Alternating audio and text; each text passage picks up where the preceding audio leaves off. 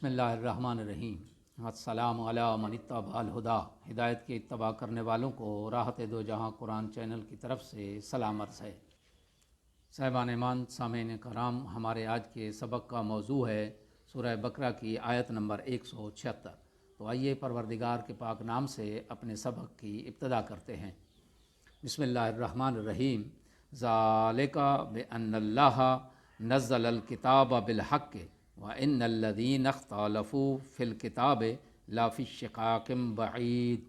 तर्जुमा: ये सज़ा इस वजह से है कि अल्लाह ने किताब तो हक़ के मुताबिक नाजिल की थी और जिन लोगों ने किताब के बारे में इख्तलाफ किया यकीनन वो दूर दराज के झगड़े में पड़े हुए हैं।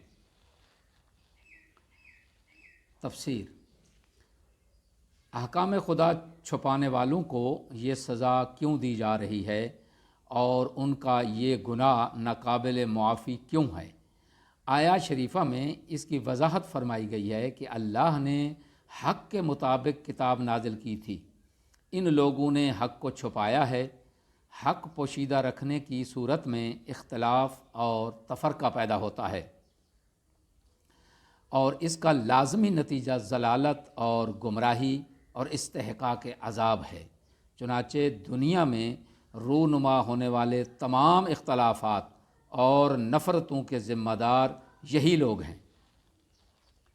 इसलिए इनका ये जुर्म काबिल माफ़ी नहीं है, क्योंकि उनके इस जुर्म के आसार आने वाली नस्लों में जारी रहते हैं। इस आयत में बयान होने वाले अहम नुकात: पहला नुक्ता यह है कि हर गुनाह का एक तबई असर होता है और इख्तलाफ और परागंदगी कितमान हक़ की तबी असरात में से एक है। और दूसरा नुक्ता इसमें यह है कि हक़ के छुपाने की वजह से फ़िरके वजूद में आते हैं। दुआ है कि खुदावंद आलम हमें हक़ को ज़ाहिर करने की तौफ़ीक़ अज़ीमा इनायत फ़रमाए। सामीन से गुजारिश है कि इस हक़ की बात को अपने अहल व अयाल और हल्का अहबाब तक फैलाएँ। व आखिर दावाना अनिल हम्दुलिल्लाहि रब्बिल आलमीन।